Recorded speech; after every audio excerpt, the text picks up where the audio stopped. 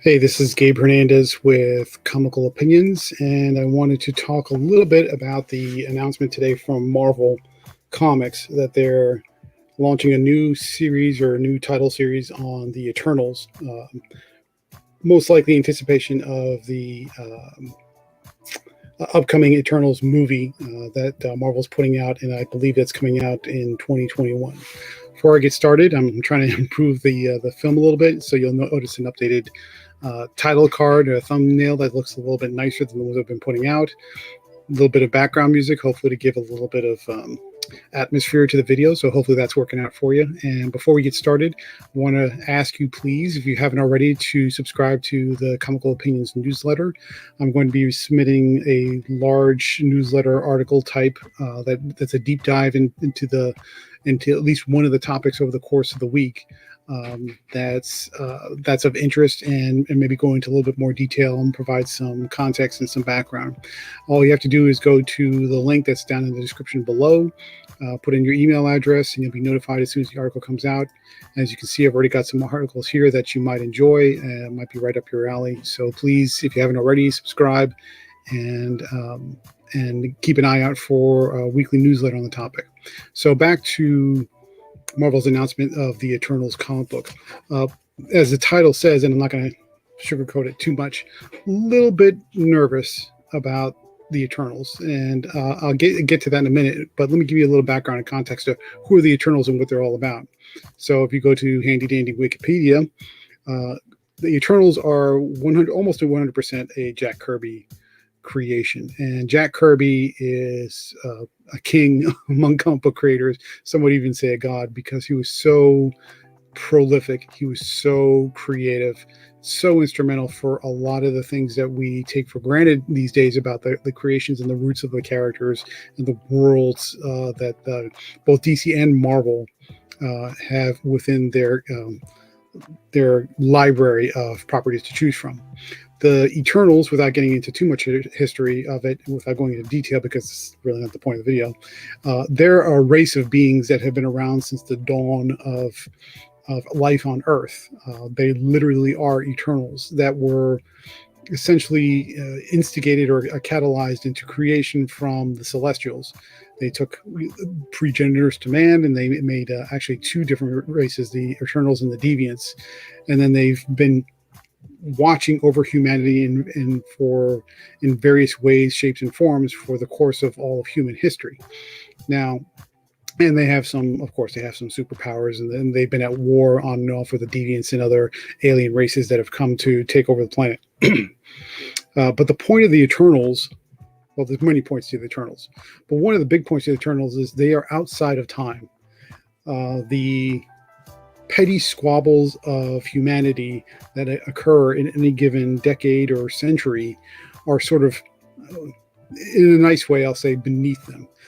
They're not part of what concerns the Eternals, other than anything that might disrupt the ability for life to exist on the planet. They're sort of overseers in many ways. They help shape and they help guide history, but overall, they don't get involved in the petty squabbles of which government says what, who's making what trade deal, all those kind of things that we deal with on a daily basis.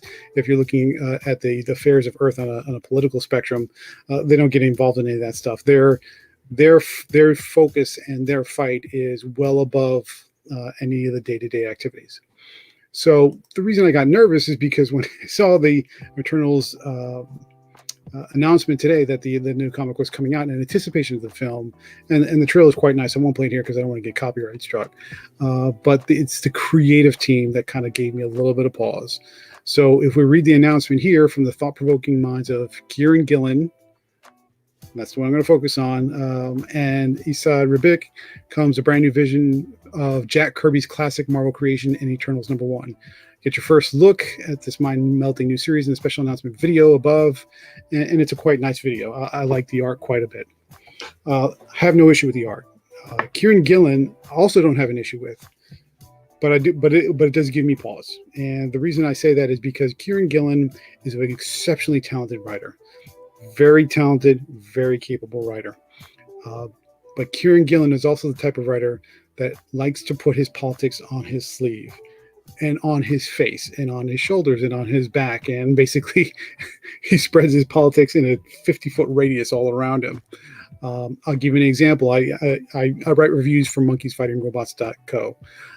And we've reviewed a number of books, some of which Kieran has written, and his thoughts on what's going on in the world politically take very much front and center, regardless of the content. I'll give you an example. One of the books that he's currently writing and receiving some praise for, it wasn't particularly my taste, but is Once and Future, which is essentially, when you read the book, it is essentially a group of terrorists with mystical ties that resurrect King Arthur and his knights in the hopes of purging Britain, I should say, from invaders. On the surface, and the art is excellent. It's a very captivating book, visually speaking. But the message, almost right from the get-go, it's unmistakably anti-Brexit, and sort of anybody who disagrees with immigrants coming in, whether they're documented or otherwise, is speaking from a place of racism and nationalist supremacy, if you will. And as you read the description from the book, and I'm picking on an article here from WMQ Comics, who did a little bit of an interview with him. Kieran Gillen, Dan Mora, Tamara Bonvillain begin their Boom Studios ongoing Once and Future with a timely Brexit-era hook. Skinhead English nationalists are seeking to resurrect King Arthur for the purpose of taking England back from invading foreigners. And I read that book, and yeah, basically, King Arthur comes back, and he's very, he's very much a racist, and brutally and violently so. And that took me back a little bit, because at least from an American point of view, and maybe not every country agrees, and maybe within Britain you don't agree. From an American point of view, we always held King Arthur as sort of a point of national pride in a mythological sense. The King Arthur represented that hero. He's King Arthur in my mind is almost, in a way, sort of Britain's version of Captain America. I know there's a Captain Britain, Captain America, where he embodies, at least the mythology of King Arthur, embodies the best of Britain. And to take that sort of cultural point of pride, that cultural touchstone, and convert it into something that was evil in a way, I guess that's fair, evil and racist and very anti, and it is very clear that Kieran's voice through that is the whole point of nationalism and pride in the cultural center of what makes Britain what it is. By holding on to that too tightly, ostensibly makes you sort of anti-immigrant, anti-globalist, and in a sense, effectively just racist. It kind of took me back a little bit and a little concerning. Now, it's his property, it's his book, it's his story. You go for it. It's all yours. You do what you want with it. Not my cup of tea, and that's perfectly okay. And you say, well, maybe I'm just reading into it. Maybe that's not really the case. So let's hop over here to The Beat and an interview he did with Nancy Powell, and his comments about Once and Future again as well. Powell, it's influenced by what's going on not only in England, but here in the United States and elsewhere. That was deliberate, right? Here's Gillen's answer. Yeah, I mean, it's like I said a minute ago, all books are political. Hold on to that for a second. And I've had this idea for quite a while, but it became sharpened with the lunacy of my country at the moment in terms of tearing itself apart over this. Don't start me about Brexit. Brexit is one of these kind of, like, the history of books are going to laugh at us as idiots on multiple levels, like what has happened and all that stuff. But same time, it's like what I was intrigued.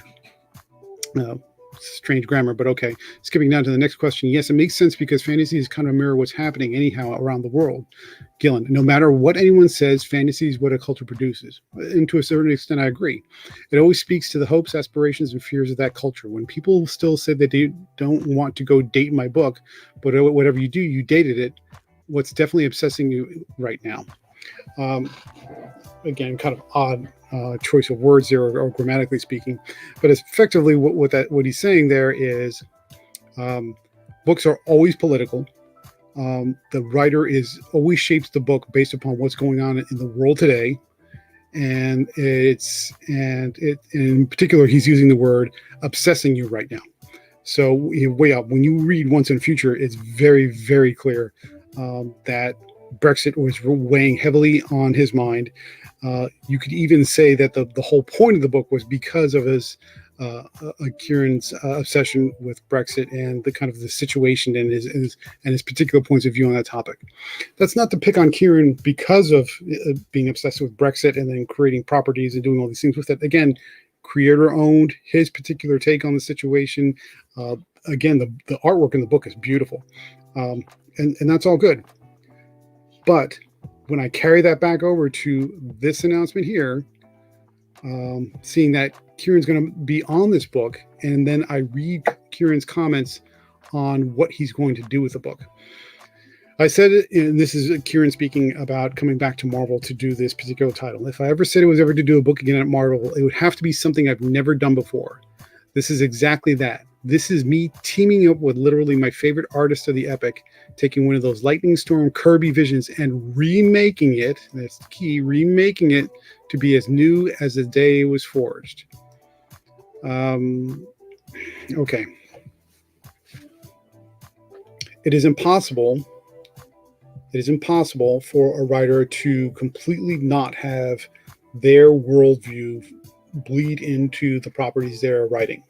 It is a comics writer's job when they're creating a comic based on an existing property to divest themselves of allowing their personal views to bleed in. But to a certain degree, it's impossible. The best writers know either how to minimize that to the degree that it doesn't really affect the book too much, or to use that point of view to make the story interesting or better as part of the subject of whatever the plot's going on in that particular story. One or the other. I would say the best writers know how to do that. Where I get nervous is when you have writers that know that they have political and cultural, socio-cultural views, and they accept and almost to an extent lean into the fact that I'm just going to take this property and, in his own words, remaking it to be as new as the day it was forged. Means change the Eternals and remade into whatever vision Kieran has. Now, when I couple this statement back with his interviews and the properties he has created, that he feels that every book is political, it's impossible for them not to be political, and the politics of what goes into the book is always reflective of whatever Kieran is obsessing on at the moment. That makes me nervous, to be honest with you. In that sense, I'm sort of a canon purist. I prefer that the characters stay true to who they are as the creators had intended them to be. There are exceptions, and I think in my last video I talked about how the original version of The Question was just kind of a mess. But I believe it was, I still haven't looked it up yet. I probably should look that up. Denny O'Neil took The Question and remade it into something much better and much more relevant to the character as we understand it today. But Kirby, I don't know, and you can fault me for putting him on a pedestal. I for the most part, I'd rather his books remain fairly untouched as far as tone and who the characters are and what they mean and what they stand for. Their moral compass need not be adjusted. Their relationships and who they are as characters, they don't need a whole lot of work. They might want to update their costumes or put them in more current year situations, but that concerns me. It makes me nervous, as the title card says. So I hope I'm wrong. I'll keep an eye on it. And Kieran Gillen, if you ever hear this video, this is not me taking a swipe at you at all. You do you, bro. And your stuff is good. You're an excellent writer. It's just when you take writers that have a very specific approach to how they want to write their stuff, and that approach involves tweaking, reworking, and rejiggering the whole thing to kind of match their particular points of view on life and what's going on in the world at the moment, which is, as you admit, very dated. And then you apply it to a property that is filled with characters who, by definition, are above history, are above politics, are above what's going on in the world right now.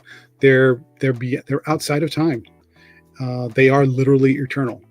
And if I could make a request, I would ask you to make sure that they stay that way, and not make them into something that is not who they are.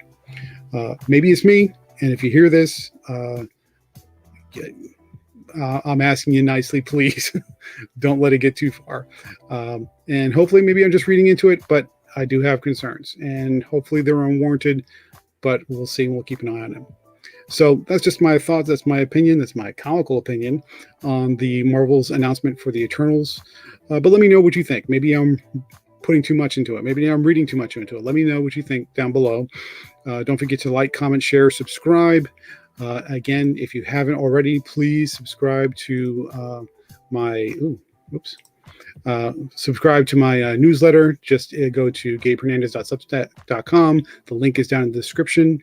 And if you disagree, give me that thumbs down. Leave me your comment. Let me know what you think. And let's talk about it. And hopefully this has been something worthwhile, giving you something to think about. Thank you very much. And this is Gabe Hernandez for Comical Opinions.